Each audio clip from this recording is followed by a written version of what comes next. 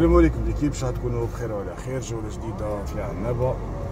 اليوم بدينا نصوروا وين رحبة زرع، خارجين من رحبة زرع كنخرجوا للرونبوان تاع الحطاب، ندوروا مع لاري كومبيتا ونروحوا مع العمل كل مرة وليدينا نكتوب ان شاء الله.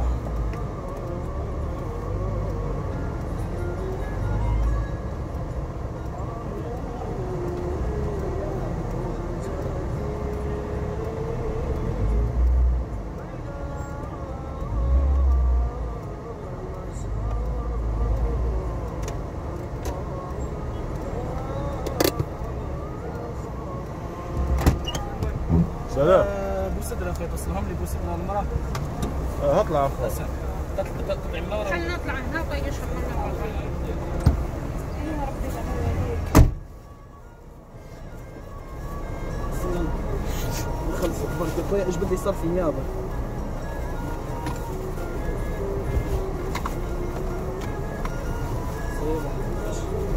بوسدرة لداخل خلاها الحاجة. وين الفرع تاع البلدية تعرفوا؟ هاي 50 قداه هي والله بوسدرة 30,000.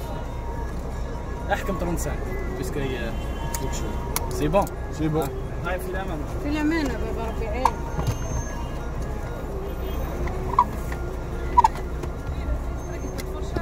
اي اختي هي السلعة وسي. سامحيني. حاجة لازم نديرو سبتة. ايه صح بالي ننسى، فكرني برك. البارح جينا من سكوارات، نزلنا في المشروع في عين صنور، وكي تصدينا ركبنا نسيت. حكمكم البوليس ولا لا؟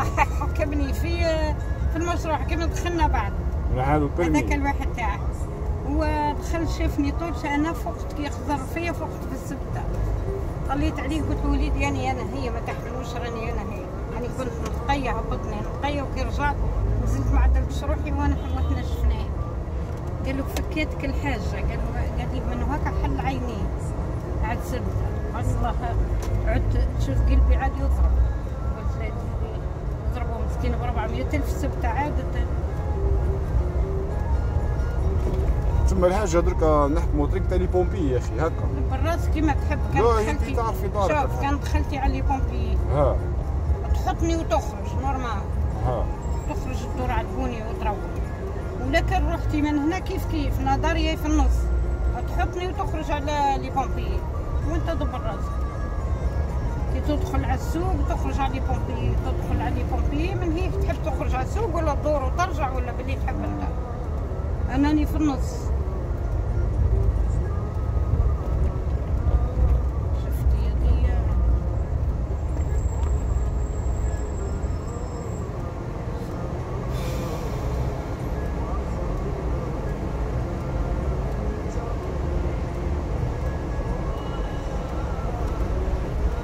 هاي نهارين ما ثبت شنو قادرين يدخلوا لها بسيمي ينشفوها ويروحوا تاع البلدية.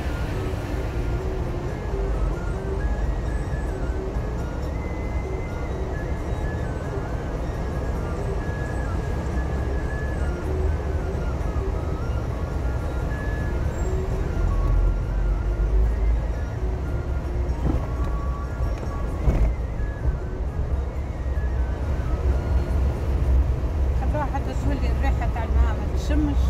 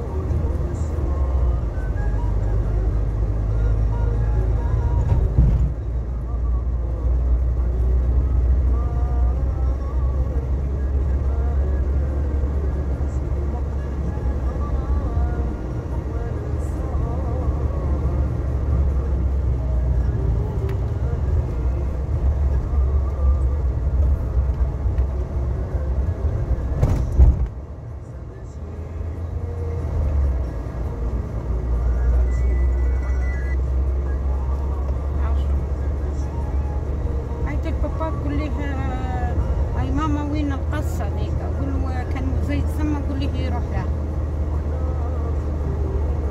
هاي وين بيت كانون؟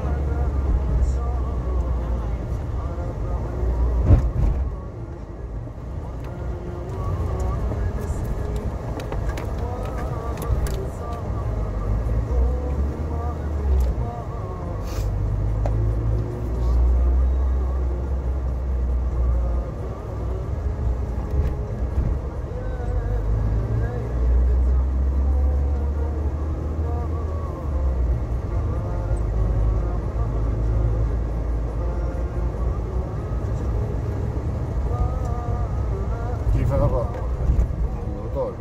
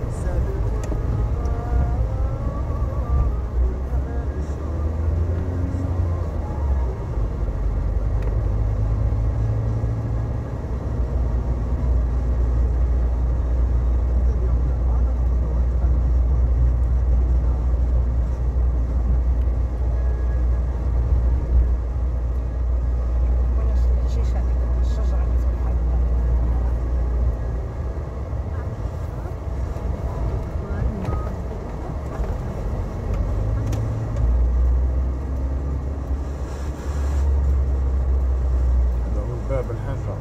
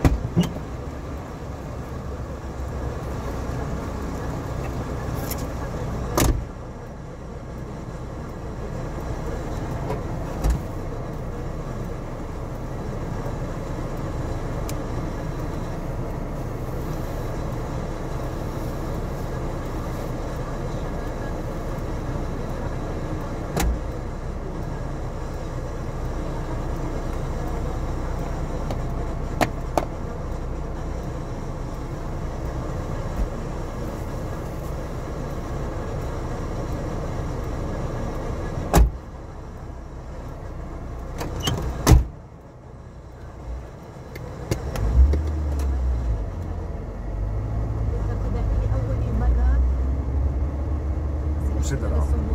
وبؤر الاستقرار الجديدة قرب رام الله ونابلس. 94. مستمعينا ومستمعاتنا في كل مكان اهلا بكم كما نرحب ايضا بمتابعينا عبر منصتنا الرقمية وعبر تقنية اللايف ستريم الفيديو. اهلا بكم الى التفاصيل. هيأ الامين الاممي انطونيو غوتيريش رئيس الجمهورية بمناسبة انتخاب الجزائر عضوا غير دائم بمجلس الامن الدولي. واكد الامين الاممي ان انتخاب الجزائر جاء نظير جهودها الكبيره من اجل احلال السلم والامن في المنطقه على مستوى الدولي. شكرا رئيس الجمهوريه على الالتزام الدائم لصالح التعاون الدولي والحل السلمي للنزاعات كما حيز تمسك الجزائر المستمر والقوي بمبادئ وقيم ميثاق الامم المتحده والتزامها العميق والثابت متعدد الاطراف. الى الرياضه يخوض بدايه الساعه 5 مساء فريق شباب بلوزداد وجمعيه تشريف نهائي كاس الجمهوريه لهذا الموسم لملعب نيل الهاتفي بوهران في نهائي غير مسبوق بين الفريقين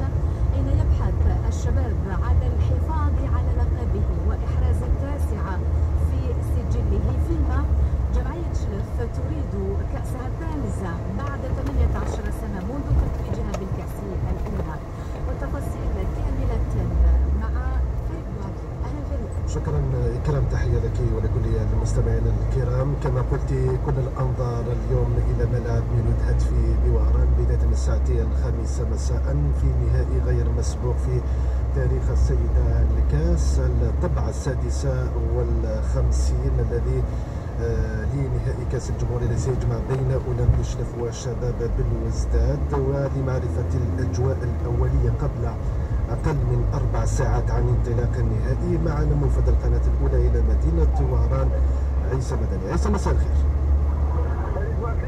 مساء الخير، تحياتي لك لكل مستمعي القناة الأولى مباشرة من ملعب ميلود هاتفي من مدينة القناة الأولى، مباشرة من ميلود هاتفي من مدينة وهران.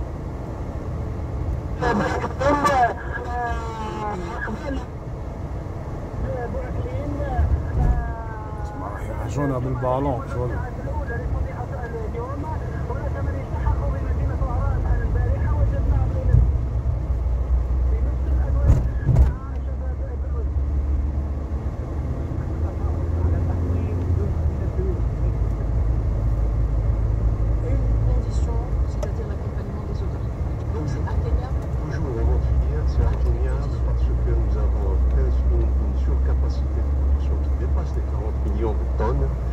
Avec une demande locale qu'on a estimée, nous, à 17 millions de tonnes en 2022, elle doit être la même cette année.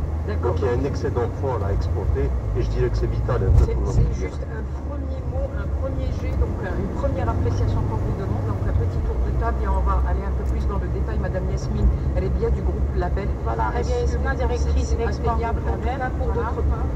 Alors moi je dirais pour la partie agroalimentaire, comme il vient de le dire le responsable export de la farge, il faut juste lever certaines contraintes, mais sinon le potentiel est là et on peut faire beaucoup de choses. Voilà. D'accord, monsieur Ali Bayenassali, vous dites un mot, hein.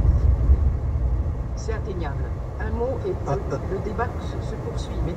Et c'est un objectif ambitieux. Je n'ai pas actuellement les éléments pour me permettre de dire qu'on va atteindre 13 milliards. J'ai fait donc une estimation sur des exportations avec l'intégration des biens et des services. Nous allons atteindre biens et services dans les 85% de cet objectif. Monsieur Zelmati Arissa de la FAB. Bonjour à tout le monde. Moi je peux parler de la filière donc poisson. Effectivement, nous avons un chiffre à une certaine époque, on est arrivé jusqu'à 34 millions de dollars pour les exportations en poisson. Je peux revenir plus tard sur ce... D'accord, on est d'accord pour dire que c'est un volume qui peut être atteint par l'entreprise algérienne. Monsieur Hafid Aouchij de la Farge, quelle est la responsabilité de l'entreprise? Quelle est la responsabilité de l'entreprise pour mettre sur le marché un produit exportable? Quelles sont les exigences des marchés? Il n'y a pas que les exigences des clients sont tellement élevées que, comme je le disais juste avant, l'exportation est une question vitale de la filière ciment.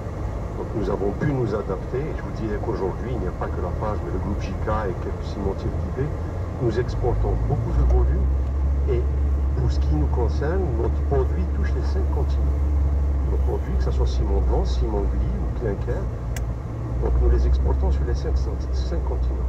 En fin de l'année passée, nous avons pu exporter notre ciment, un ciment spécifique que nos usines ont pu produire vers les États-Unis. Et je vous dirais que les États-Unis, chaque État a ses exigences, ses standards en termes de spécification, en termes de normalisation du ciment.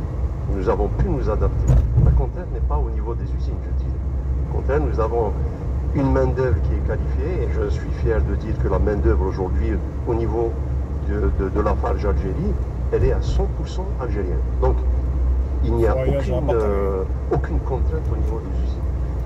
La difficulté se situe à la sortie des usines. Alors, c'est bien, vous le dites, il n'y a pas de contrainte, vous parlez que de votre groupe. Exactement, ce n'est pas le cas de toutes les entreprises PME. Je me fais un peu l'avocat peut-être du groupe JICA ou des autres exportateurs de ciment. Nous vivons donc, en fait, voilà, vous nous dites qu'est-ce qui vous permet à ce groupe D'abord, vous avez des certifications, vous avez des produits normés, vous avez peut-être de l'innovation. Il y a une véritable stratégie marketing à l'export. Mais est-ce que ceci est notamment dû à l'expertise étrangère? Est-ce que c'est né du marché de l'intelligence algérienne, de la matière grise, ou alors c'est un savoir-faire acquis par le partenariat? Ben, croyez-moi que c'est le fruit de l'expertise algérienne, mais je ne cacherai pas qu'il y a le support du groupe. Parce qu'au-delà du fait le fait de porter un groupe mondial que Holcim, auquel nous appartenons, il y a l'image du groupe aussi, l'image de marque du groupe à préserver. Donc c'est-à-dire que les parts de marché sont déjà garanties parce que le groupe est international. Oui, mais le groupe ne nous ouvre pas les portes. Nous essayons vous savez, dans le groupe, si je prends le cas de notre groupe... Donc vous adaptez votre production en fonction de la demande et en fonction... Et en termes de certification, est-ce que les certifications, la normalisation ou les normes requises à l'international, vous y adhérez pour pouvoir être présent? Est-ce que c'est une exigence ou pas? Pas pour le moment. Pour nos marchés, pas pour le moment. Comment ça? Il y a des normes ACEP, il y a le process normatif, on répond aux normes. Une traçabilité. Il y a une traçabilité, déjà on est sur des certifications actuellement pour pouvoir développer nos exportations. Oui. Mais pour les marchés déjà entamés, c'est-à-dire il n'y a pas une forte exigence, ça il faut le dire. Hein. D'accord. Le secteur du boisson, monsieur Issa Zelmati, comment il se comporte? Quel est son marché? Depuis combien de temps on exporte? Quelle qualité de produits nous avons? Nous en avons des centaines. Nous-mêmes, on ne connaît pas nos produits. Pour nous, les histoires de qualité, conformité des boissons, il ne faut pas se leurrer. Il ne faut pas parler de qualité à l'export. C'est la même qualité des boissons pour les produits destinés au marché local. Ce sont les mêmes normes qui sont appliquées pour les produits exportés. C'est l'ensemble pour l'agroalimentaire. Et je vais vous dire pourquoi. Le législateur algérien, pour pouvoir prendre des normes en matière d'agroalimentaire, il se base sur les normes du Codex Alimentarius. Le Codex Alimentarius, ce sont les experts d'une commission mixte de la FAO et de l'OMS. Donc, même dans le commerce international, même au niveau de l'OMC, lorsqu'il y a un litige en matière de commerce et de qualité pour ce qui est des produits alimentaires, on se réfère aux normes du Codex Alimentarius.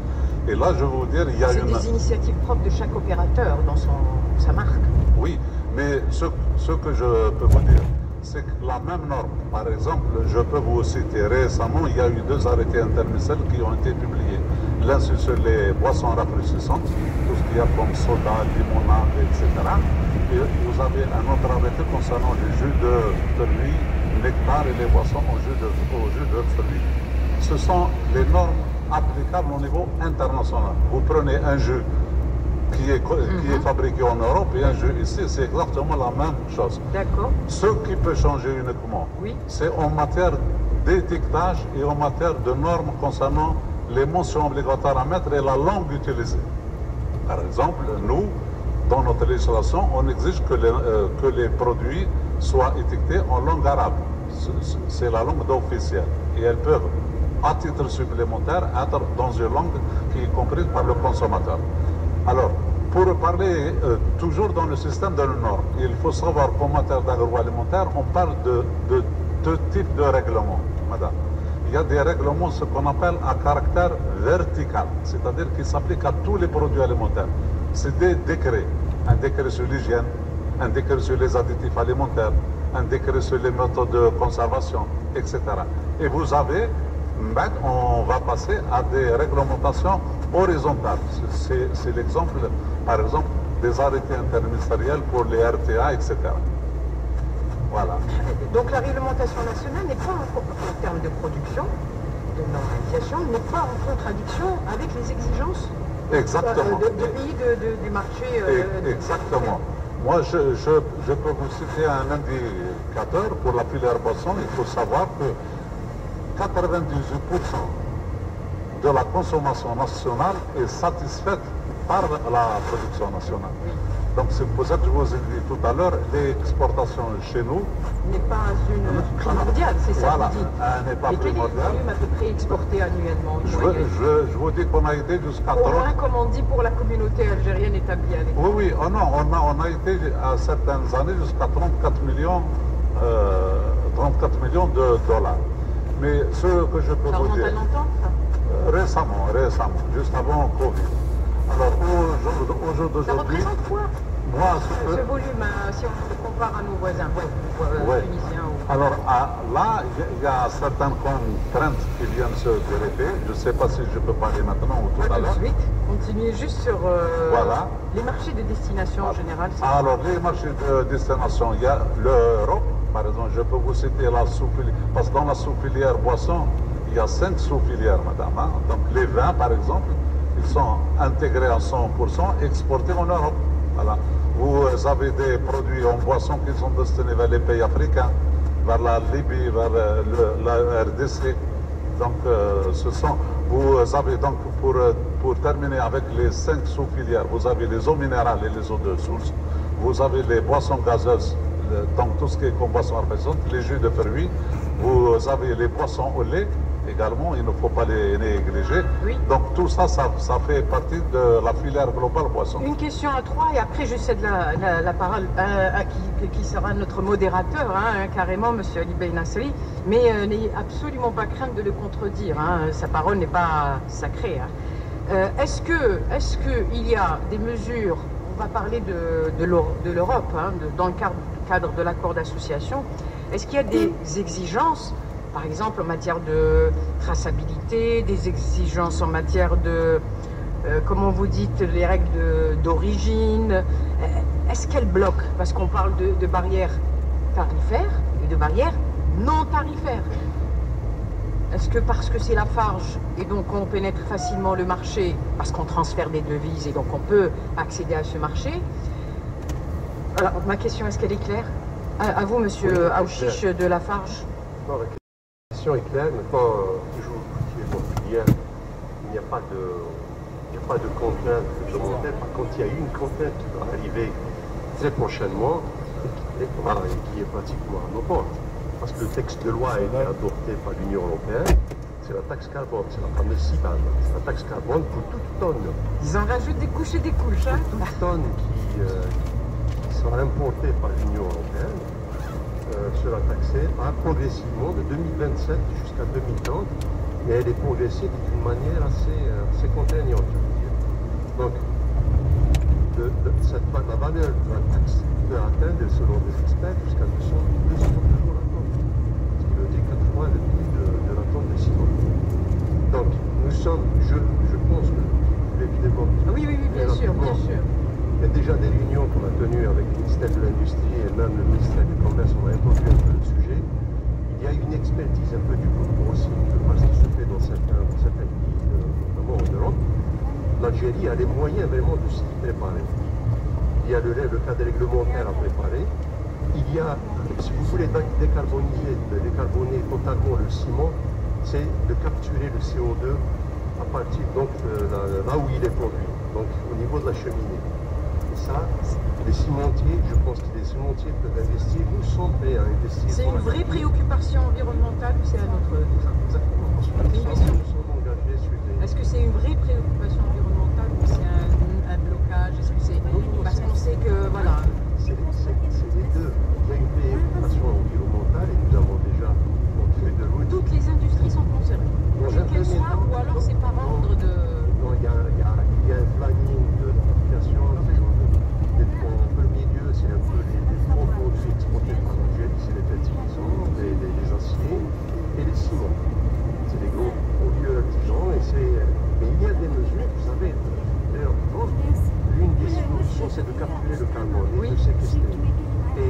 C'est une technologie, c'est un nouvel investissement. Mais qui est nécessaire.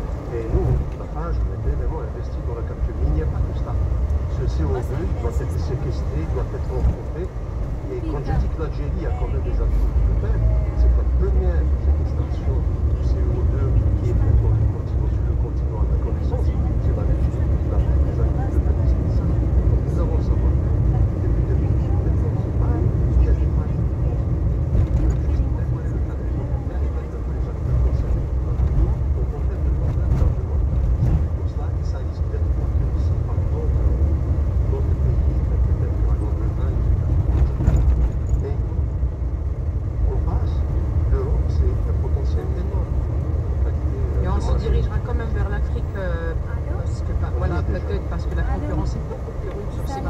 Monsieur Ali Beinasseri, à moins que mes deux invités du groupe Label et Monsieur Lapap, sur les règles d'origine, sur ça pose problème. Je veux quand même donner la parole à Monsieur Ali Beinasseri. On va aborder dans quelques minutes la question de l'accompagnement des autorités, de la logistique, en seconde partie. Donc, quelle responsabilité incombe aux autorités pour aider les entreprises à atteindre les 13 milliards de dollars. Voilà. Est-ce que vous allez juste essayer de répondre sur les exigences de nos entreprises? Qu'est-ce qui va permettre aux entreprises de se placer sur des marchés exigeants, c'est-à-dire les marchés européens? Quelle est la réelle demande de l'entreprise? Est-ce qu'ils sont responsables? Est-ce que nous avons une quelconque valeur ajoutée? Monsieur Ali Beinasseri. Très bien, donc à l'État de construire l'attractivité du pays.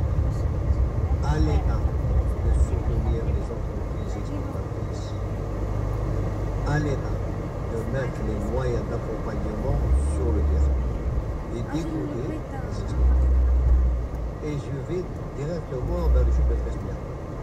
Il faut évaluer quels sont les gisements de progression dans ce chiffre. Je prends le cas du Chili. Nous sommes à 400 millions de dollars, c'est-à-dire nous sommes, comme il a dit, nous avons actuellement un excédent donc, de l'ordre de 20 à 22 millions de tonnes. Il faut savoir que ça fait 6 ans qu'on importe les 4 millions de tonnes. Donc on a surinvesti dans la filière, on est passé de 18 à 17 à 40, à 40. Donc, le chiffre de 400 millions, pour moi, il est très opposé. Parce que le type de produit, c'est pratiquement le même produit, parce qu'on exporte à 95%, c'est du clinker. On la valeur ajoutée. Je parle d'une manière générale. En tout cas, vous pouvez me donner votre taux. Sur les 3 millions de tonnes que nous avons exportés, 25% étaient un produit fini pur. Cette année, nous sommes déjà à 40%, nous envisageons de passer à 55%. Je parle de 2000 manière générale. Vous êtes 3 millions sur 8 ou 9. Donc vous faites dans le tiers. Hein. Donc l'orientation voudrait qu'on valorise. Le problème qu'il y a, donc même si on a des produits, on n'arrive pas. On a donc une contrainte physique. C'est quoi? Non, c'est quoi?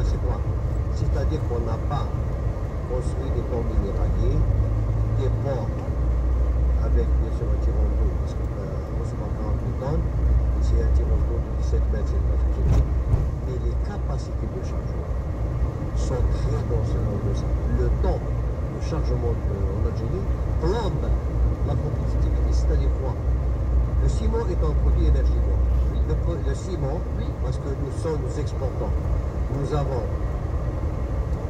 c'est le ciment qui peut nous corriger le coût de l'énergie entre électricité et gaz, c'est à 50%. Donc, donc il est compétitif déjà par le prix. Mais absolument. Mais je veux vous dire, l'énergie subventionnée peut causer problème sur le marché extérieur. Je vous dis, pour quels sont les... Il y a la proximité. Ok, il y a la proximité donc vers l'espace africain, vers l'Amérique latine. Moi, je ne voudrais pas trop focaliser sur ça, mais ce que je peux dire, avoir des avantages comparatifs, c'est excellent. Donc, mais ce que moi, l'export maintenant, je la vois comment je la vois? Si on le chiffre de 6 milliards 600, c'est tout produit confondu. Mais la valeur ajoutée, parce que l'analyse qui se fait actuellement au niveau mondial, c'est la valeur ajoutée, ça veut dire quoi? Je prends le cas d'un produit que j'exporte et j'ai une valeur ajoutée de 20%. Mais l'État m'a donné 1 million de dollars pour importer. Okay. Donc j'ai une valeur ajoutée de 20%. Si je pars sur cette analyse qui est la meilleure, et je prends tous les produits exportés actuellement qui tournent autour de 6 milliards de dollars, fertilisants, ciment, un peu en sidérurgie, un peu parce qu'on exporte actuellement, plutôt on importe. On importe 100 millions de dollars, c'est un peu l'exportation. Non, je ne dis pas que c'est. Mais je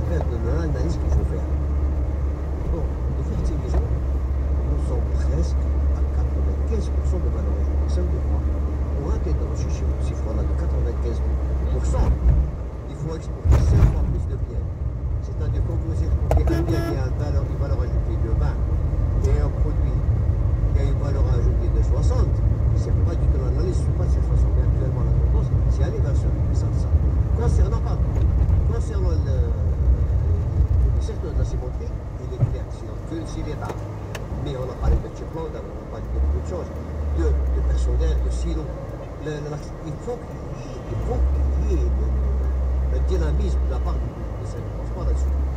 Concernant le produit agricole, actuellement, il est interdit d'exporter le sucre, les pâtes. La question que je pose, pourquoi ne pas revenir à la licence d'exportation? Ça veut dire quoi? La décision a été prise quand il y avait donc une demande, une pénurie sur le marché, une demande très forte, et le coût du soja était très élevé. Donc avec des émotions. Moi ce que je dis, je prends le cas des pâtes, je prends le cas du sucre. Qu'est-ce qui empêcherait de donner une licence d'exportation quand j'ai un excès? Et je vais vous dire pourquoi. Je prends le cas de l'ail. Moi, je suis, au lieu de dire interdiction suspension, je suis pour les licences. Pourquoi? Je prends le cas de l'ail. Actuellement, il y a une discussion, nous avons trop d'ail, il faut enlever donc la suspension. Mais quand on enlève la suspension sur l'exportation de l'ail, on ne maîtrise pas quel est le volume qui s'est ajouté. Parce qu'il y a pas pris, il y a une demande très forte. Et peut-être on va venir. Mais quand on a une licence, l'État, à travers les directions agricoles, peut dire, on peut estimer un excédent de 500 000 tonnes, on va donner des licences d'exportation. Moi, je pense que les pâtes, c'est exactement la même chose. Nous avons des capacités en surproduction, il faut aller vers ça.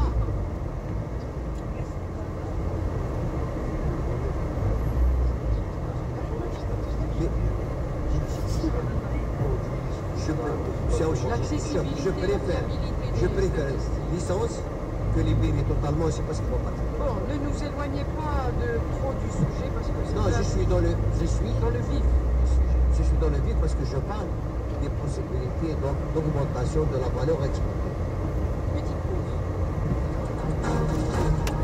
60 minutes économie. Tous les jeudis, de 13h à 14h.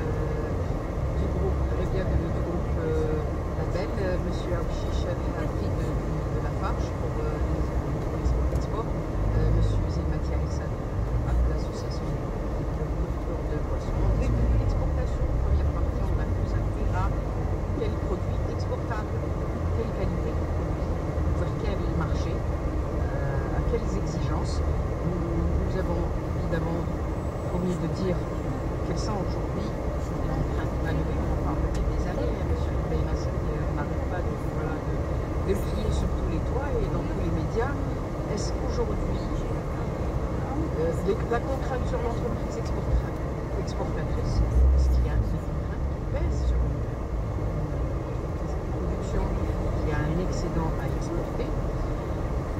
Les contraintes logistiques, bancaires, monétaires, comment est-ce qu'on peut les identifier pour booster davantage cette exportation? Parole à M. Zelmati de la femme. Les éléments que vous avez appris tout à l'heure, le blocage à l'export. Alors, pour ce qui est de la filière poisson et agroalimentaire, il y a une taxe qui est appelée élément agricole. Donc, tous les produits, par exemple, quand vous exportez un jus, il provient d'un agrume qui est produit ici, vous allez payer une taxe. Ça a été négocié comme ça. Ça a été négocié comme ça avec la Une taxe de combien? Voilà, vous avez un peu... Oui, 82. Micro, monsieur. Non, juste pour compléter, si vous avez un chiffre, donnez-le, il continuera. Je vais certainement dire qu'il y a des parfums. Je citerai le cas de la pomme, le cas de la pomme ou du raisin. C'est une valeur sur un point. 80 € l'hectolitre. Donc, si vous êtes plombé. Le cas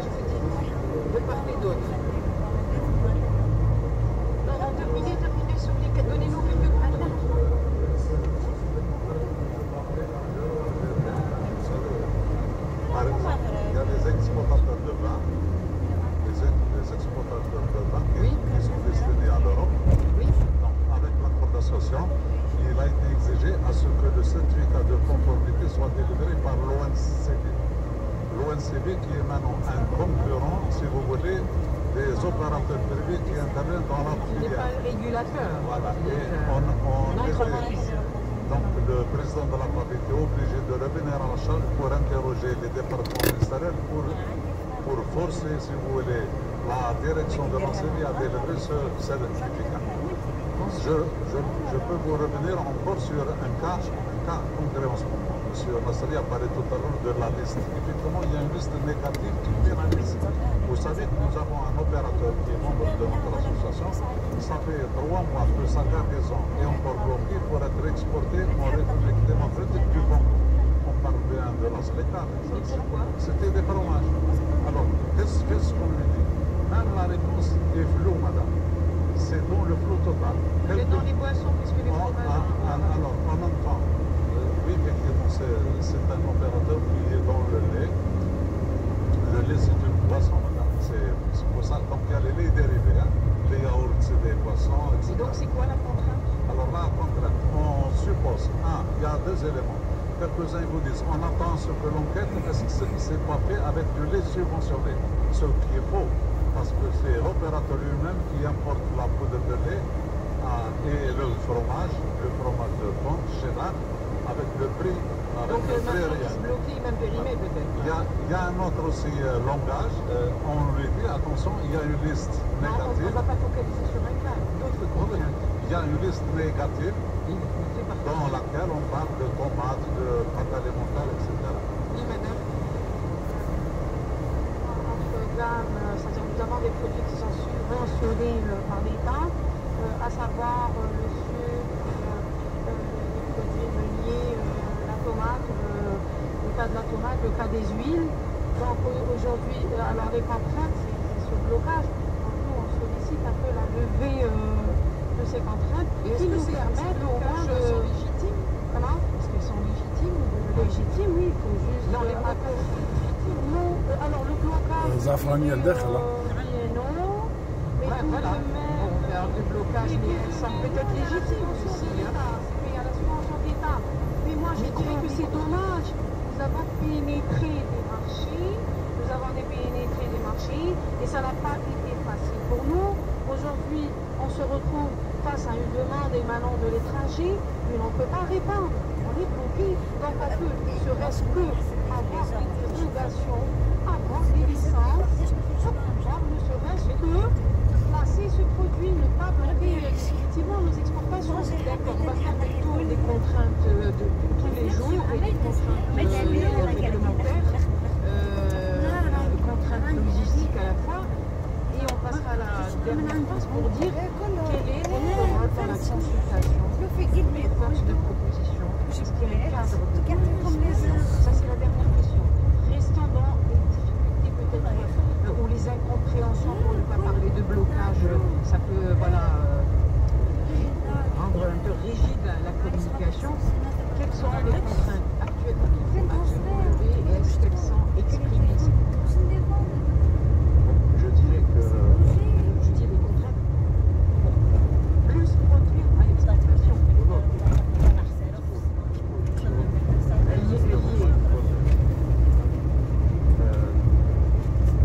Je commençais par dire que il y a cette volonté politique, il y a ces orientations politiques, il y a ces explications, etc. Donc, ça, c'est la première chose, c'était mon avis. Le notre cas est l'investissement que nous avons consenti ces dernières années. 18 millions de dollars ont concerné spécialement la logistique, totalement. Les 18 millions se présentent des silos au niveau de nos usines, une trentaine de camions que nous avons achetés, et un shiploader de valeur de 3 millions 500 euros que nous avons mis à la disposition du port de Djeddah pour tous les opérateurs. Ce n'est pas uniquement pour nous. Nous n'avons pas l'ambition de faire ni la manutention portuaire. On peut vous dire que la page Algérie a consenti un investissement lourd dans un secteur qui n'est pas son cœur de métier. Mais nous savons que si on n'arrive pas à débloquer, à lever ces contraintes-là de la logistique, ne pourra pas exporter. Les usines vont tourner à la limite à 50% de la capacité, des impacts sont énormes. Donc les contraintes sont purement, ce qui concerne la filière du ciment, purement logistique.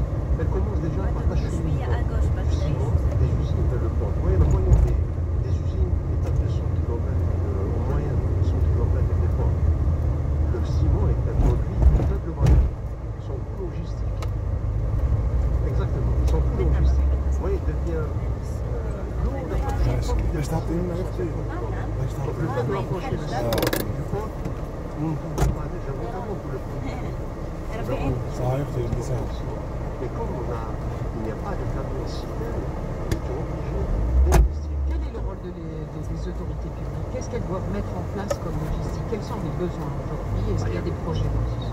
Nous avons, pour être correct, nous avons travaillé avec le ministère de l'Industrie qui a créé une commission sur la logistique export où sont réunis les différents cimentiers, les différents pôles aussi, les représentants du ministère du Commerce, du transport, etc. Il y a, je pense que notre problème est juste une contrainte de temps. Il faudrait aller à un rythme vite. Il faudrait que les décisions soient prises au niveau. Qu'est-ce qu'il faut mettre en place? La première mesure, c'est déjà d'investir sur des silos pour permettre d'avoir le silo sur le port. Ça, c'est l'investissement public? Si le port, qui est une entreprise publique, ne veut pas le faire, les opérateurs peuvent le faire. Vous voyez, sur les 4 ans d'exportation, sur ces dernières années, sur ces 4 ans d'exportation, l'Algérie a pu exporter 11 millions de tonnes. Ensuite, autre logistique? Il faut déjà draguer l'équipe. Il faut approfondir les timontos. Malheureusement, il y a des quais qui se C'est en stand-by, vous pensez, à l'heure actuelle? Il n'y a pas encore de travail qui est... J'espère que le travail que l'on menait avec le ministère de l'Industrie et les représentants des autres départements va accélérer les choses. Est-ce que vous pensez que c'est un problème de financement ou de volonté? Non, je ne pense pas que ce soit un problème de financement. D'accord. Nous avons confirmé auprès des différents ministères que nous sommes prêts à investir, y compris, je veux dire, les autres cimentiers ont adopté la même position. Donc, les contraintes... ودي لا بنك جايه بحدا سوسيتي جينيرال et logistique principalement. جايه وين ماجستيك جيت سينماتيك. Interdiction. Le micro, monsieur Hamani, est bureaucrate.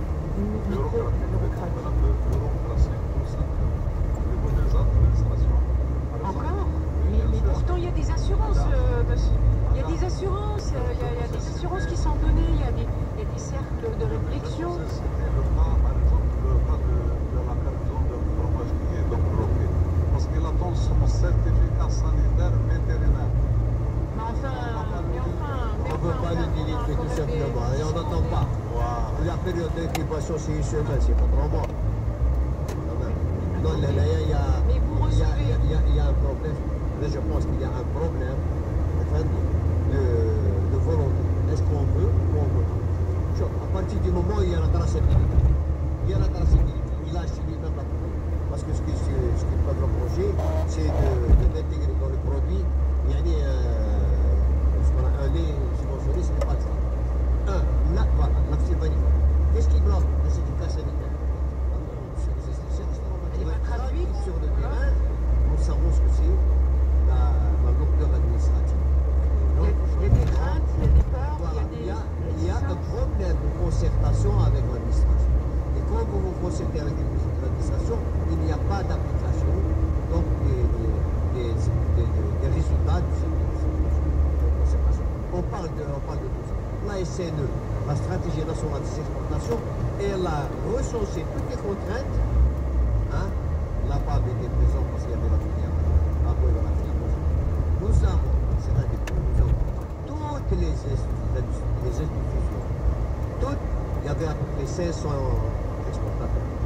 On a travaillé sur l'identification des contraintes, des propositions précises ont été faites en ce sens. On n'a pas encore parlé de la réglementation des changements qui constitue un blocage, mais je pense qu'on peut trouver une solution. Si vous dites, moi, il me faut ça, je peux aller vers ça. Je suis à 100 millions, je suis à 1 milliard, vous l'êtes à vous me donner. Vous faites, il y a vous corrigez, si vous avez un problème de logistique, effectivement, pondéral. Moi, s'il y a ça, je peux faire 3 millions, pas 1 million. Donnez-nous des exemples. Quelles pourraient être vraiment les ambitions les possibilités d'export en quantité, volume pour le groupe, le label, pour la farge et pour les boissons. Ça, c'est le ciment. Tous les 6 mois, nous sommes entre 9 et 10 millions de dollars. Il y a une capacité, vous venez de vous le dire, entre 17, 18 et 40. Vous avez 20 millions qui attendent d'être exportés. Oui, mais parfois c'est une difficulté d'accès au marché, hein, pas Non. Voyez-vous, on a pour un peu vous confirmer qu'il n'y a pas de problème d'accès au marché. Nous avons exporté depuis fin 2017, depuis la levée de l'interdiction sur les exportations de ciment. À ce jour, nous n'avons eu aucune délégation de 2017. Sur la contenu, exactement. Donc, à ce jour, nous n'avons enregistré aucune réclamation. Je dirais jamais. Le premier, numéro 1 dans l'exportation dans le ciment. Non, c'est le groupe Chica qui est premier avec ce qui est exporté par les têtes de locaux. Oui. L'une des priorités, je veux dire, c'est une priorité nationale, c'est les orientations du président de la République. L'une des mesures très simples à mettre en place, c'est de prioriser la constat général de l'exportation. Pourquoi est-ce que mon navire qui est à l'exportation devait attendre un navire qui va décharger notre produit, etc.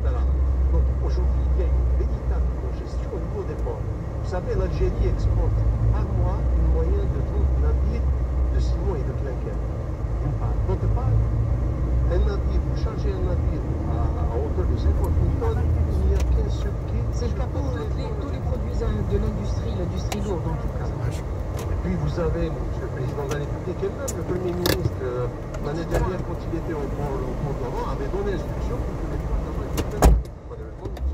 Je demande la participation un peu plus active du groupe Label de M. Zelmati, très sincèrement. Cette émission, on peut reprendre une émission qui date de 2019, il a diffusé aujourd'hui, on a l'impression que rien n'a changé en matière d'export. Il y a eu des avancées ou pas? Parce que là, on a l'impression de faire de la flagellation et de l'autoflagellation. Est-ce qu'il y a une avancée, M. Ibn Nasseri, Madame Gonflapel? Vous, laissez Madame parler. Moi, je dirais non, c'est lié toujours à l'interdiction. Aujourd'hui, on n'arrive pas à exporter nos sucres, alors que l'exportation est une solution pour nous. Nous avons un excédent au niveau de la raffinerie du sucre à Ouled Moussa. Idem pour le couscous et pâtes. Pour nos huiles, on a arrêté nos contrats, c'est-à-dire à mi-chemin, récemment, il n'y a pas longtemps, par rapport à l'interdiction de l'exportation des huiles. Donc moi je pense qu'aujourd'hui... Vous exportez vers l'Europe? Alors les huiles c'était vers la Mauritanie dernièrement récemment. Donc il y avait le pays européen, non? Alors les huiles pour le pays européen non. Mais le sucre, nous avons du sucre pour le Niger, c'est-à-dire pour plutôt l'Afrique et pour l'Europe. Et je dirais un peu partout le couscous. Est-ce que les produits nationaux profitent de la même façon des préférences douanières, zéro tarif douanier à l'export vers l'Europe, comme on reçoit leur production ou pas? Monsieur. Quand les pouvoirs publics ont essayé de mettre en place le dispositif sur le TAPS, le fameux TAPS, provisoire. Nous, on a dit non, c'est même pas la peine de faire parce que nous sommes compétitifs. On est en mesure d'aller vers. Malgré les barrières tarifaires. Malgré les barrières, etc. Donc c'est pour ça que le seul exemple que je peux citer, c'était dans les eaux embouteillées. J'ai dit que quelqu'un a y trouvé une marque d'eau Perrier, vous l'avez dans les supérettes, ça ne nous dérange pas. Donc on peut avoir des marques algériennes. C'est exactement la même chose. Mais moi, ce que je peux également dire, c'est un problème qui n'a pas été abordé. Dans les contrats à l'export, il faut citer le cas de l'importation des intrants, madame. Les intrants, parce que sans intrants, on ne peut pas donc exporter. Et nous, par exemple, dans l'industrie des boissons, donc tous les concentrés, tous les additifs, les émulsions des jus, c'est vraiment de l'importation. Et aujourd'hui, donc c'est soumis soit à des contraintes réglementaires. Je peux vous citer un exemple. Le concentré d'orange importé ou le concentré de truc, on va vous dire qu'il faut un certificat halal. On s'est dit, mais bon sang, c'est un végétal. On n'a pas délivré un certificat halal. C'est aujourd'hui. des aéroports, des concentrés comme ça qui sont bloqués. On va vous dire le conseil de Tahala. C'est la méconnaissance des secteurs. Peut-être il faut vulgariser les services. Donc, on a eu, peut-être vous avez suivi toute la procédure, les pénuries de lait. Quand il y avait les pénuries de lait pasteurisé, le lait pasteurisé en sachet, on s'est dit, le substitut, c'est d'autoriser les producteurs de lait stérilisé UHT en boîte, que nous avons Soumam, Condia, etc. Vous savez qu'ils sont bloqués, ils ont des quotas que tu ne peux pas dépasser X temps. Donc, s'il n'a pas la matière première, il ne peut pas produire, ni pour le marché national, et encore moins pour pouvoir exporter. Monsieur Librins, très sincèrement, depuis les annonces du président de la République de libérer les initiatives, de libérer l'export, d'accompagner les exportateurs, de prendre en charge leurs contraintes, des surplus, des succursales de la BEA, de la BNA, du CPA à l'étranger. Il y a des avancées ou tout est encore en stand-by? Il est clair que le président de la République, le 18 août 2020, a donc monté en quelque sorte le décor. Il a parlé de l'externalisation des banques algériennes, donc au niveau du Sénégal, de la Mauritanie et du Niger. C'est pratiquement d'ici septembre, ça sera réalisé. Ça va aider? Pardon? Une banque à l'étranger? Ça va aider? Pardon? Moi, madame, laissez-la juste dire ce mot et je vous redonne la parole pour...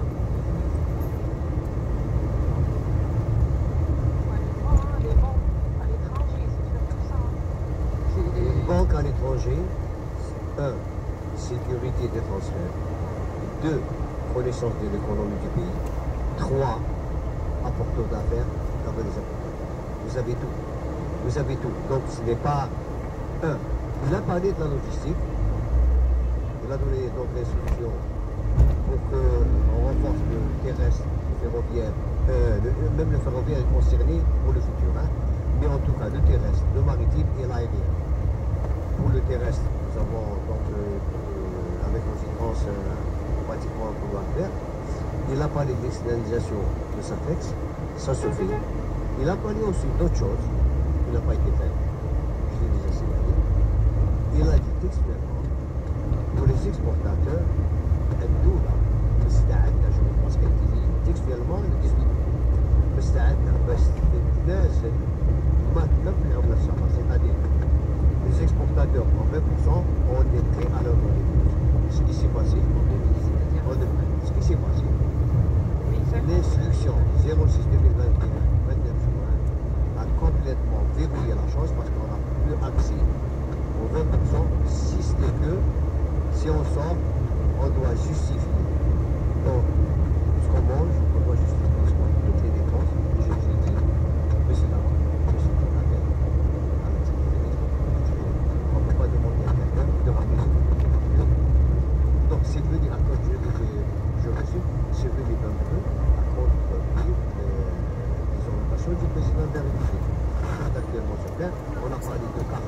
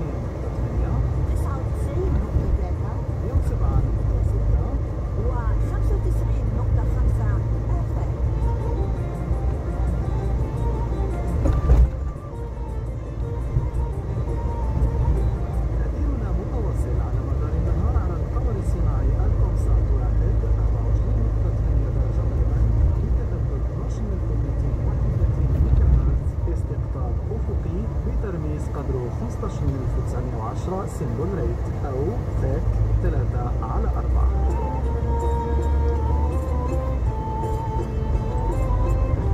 إذاعة الجزائر من عنابة على موقع الإذاعة الجزائرية راديو الجيري .dz في بث عبر ستريمينج ضمن باقة الإذاعات المحلية.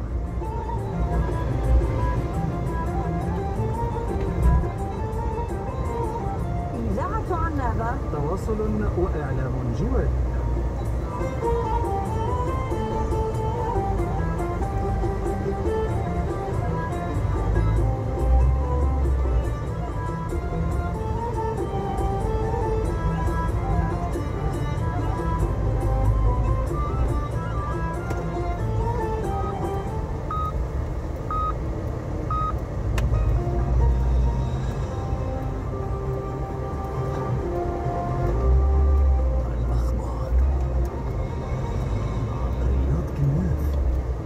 مستمعي الكريم اينما كنتم اسعد الله اوقاتكم بكل خير. اهلا بكم الى اولى موعدنا الاخباريه للجزائر الامسيه من اذاعه الجزائر بعنابه.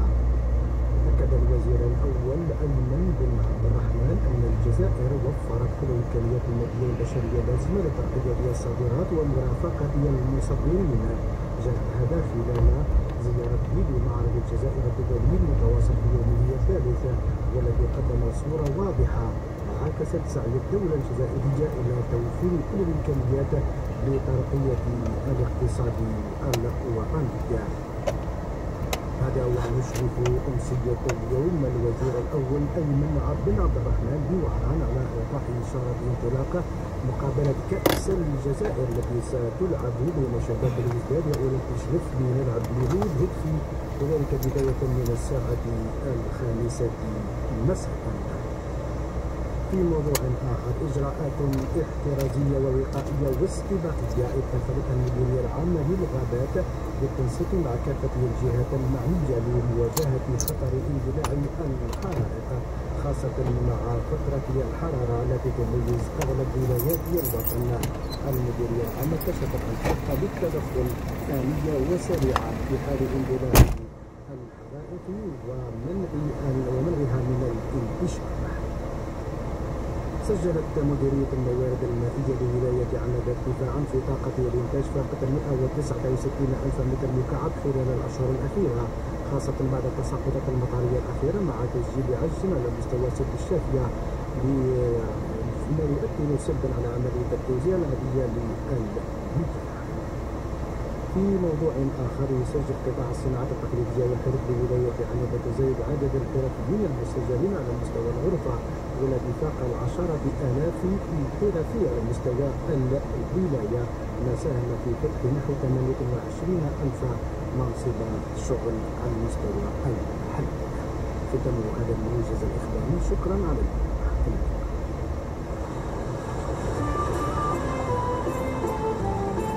أنتم على أمواج إذاعة عنابة، تتابعون برامجنا يوميا على الآفاق.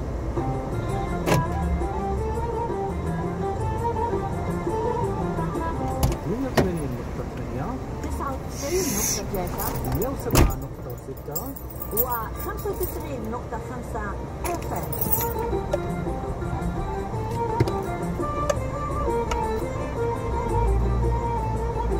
تأثيرنا متواصل على مدار النهار على القمر الصناعي الكونسات 1 24.8 درجة غربا بتذبذب 12231 ميجا هرتز باستقطاب أفقي بترميز قدره 15910 سيمبل ريت أو فاك 3/4.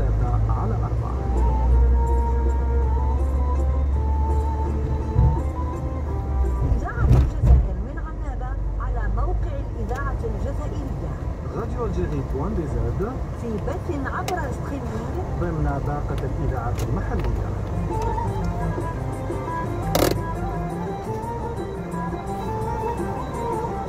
إذاعة عنابة تواصل وإعلام جواري.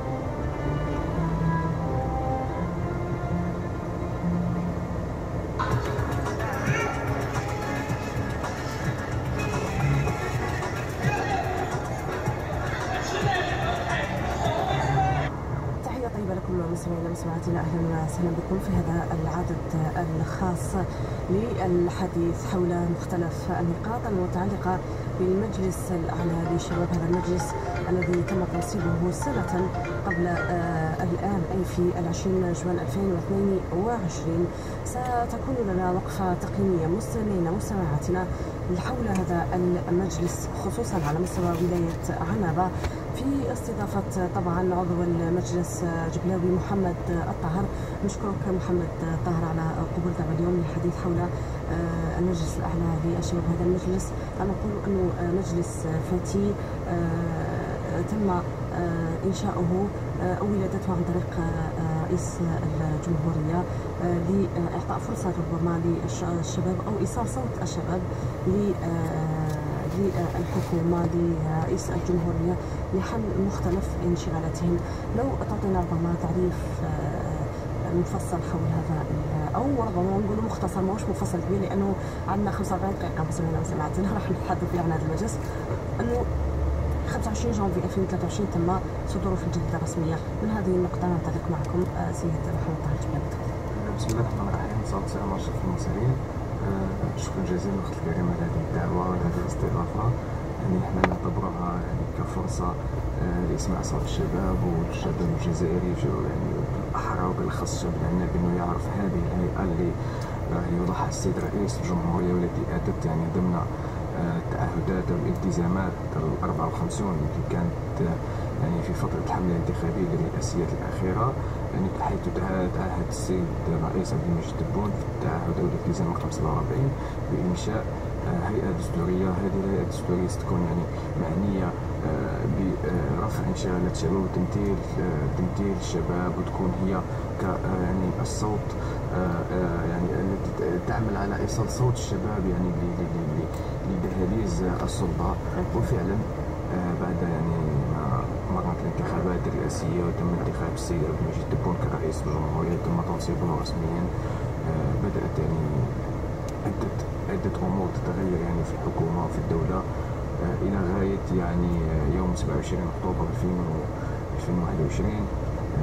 ذلك التاريخ كان يوم صدور مرسوم رئاسي مؤسس المجلس الأعلى للشباب، الذي يعني حمل تعريف المجلس، هيكلته كيف ستكون، أبرز مهامه، تركيبته. وبناء على هذا المرسوم الرئاسي تم الانطلاق في تأسيس المجلس أو في تكوين المجلس. المجلس يعني في تركيبته يضم 348 عضو، 348 عضو من 58 ولاية ومن شباب الجالية كذلك. 348 عضو مقسمين، 232 عضو منتخب من 58 ولاية و116 عضو معين. 232 عضو تم انتخابهم عن طريق مرحلتين، انتخابات جرت عبر كل بلديات الجزائر، وحيث انه في هذه الانتخابات تم يعني الاخذ الاول في الذكور والاولى في البنات، يعني هما يعني يعتبروا فائزين في انتخابات البلديات. ونقولوا انهم شباب ايضا، شباب اعمارهم راهي صغيره، لانه كما سمعتنا انه جبنا محمد الطاهر هو شاب ما يتعداش ربما الثلاثينات. الله يبارك. اللي راه يمثل ولايه عنابه وشباب ولايه عنابه. ما نقولش انه مجلس على الشباب راه يمثلوه دائما كما نشوف في اذهان الشباب تاعنا المجتمع الجزائري انه كيفاش راهو كبير في اللاج ويخلوا البلاصه اللي جون في مختلف يعني النشاطات، ماهوش فقط في المجلس الاعلى للشباب، حتى ربما في الرياضه، في المجالس البلديه، انه حطوا رئيس بلديه كبير، حطوا يعني نشوف انهم عندهم هذاك في وقت ما كان الشاب الجزائري ما عندوش الفرصه انه باش يشارك في الحياه السياسيه او في تقلد المناصب القياديه. يعني المجلس على الشباب جا فتح الفرصه. 348 هذاك كتحضر معنا الجمعيه العامه، تدخل تزراسك في القاعه تلقى 348 شاب، يعني حاجه ماهيش سهله. يعني ثقه كبيره موضوع في الشباب الجزائري، خصوصا انه الشروط يعني شروط انك تكون عضو في مسألة الشباب يكون السن ما بين 18 الى 35 سنه فقط. لازم يكون عندك يعني الشرط الاخر يكون بمستوى جامعي، ما عندك حتى انتماء سياسي، ما عندك حتى سوابق عدليه، والجنسيه الجزائريه بطبيعه الحال. بالمناسبه معنا في مجلس اعلى الشباب اليوم التنصيب كانوا معنا 3 اعضاء يوم التنصيب استمتاحا يبلغ 18 سنة و4 شهور. الله يبارك. يعني مازال هذاك وكتابا الامر سبحان الله. معنا الاخت ايناس من وهران، محمد من بالعباس، وزميله ثانيه من تيرات. هذوما هما 3 صغار تاع المجلس. حاليا راهم مازالوا حتى ربما ما وقفوش 19 سنه، ممكن راهم وقفوا 19 سنه.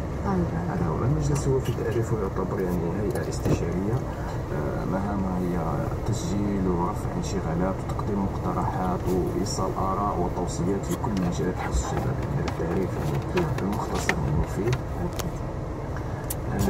حكينا على تم ربما في 25 جانفي 2023 صدور في الجريده الرسميه. طبعا عنده نقاط اكيد مهمه في هذه الجريده ركز عليها ربما مجلس اعلام الشباب. اهم ربما النقاط اللي شغلتكم انتم او لفتت انتباه كشاب بهذا المجلس الدستوري الذي سيضمن ربما حق وصول صوت المواطن او صوت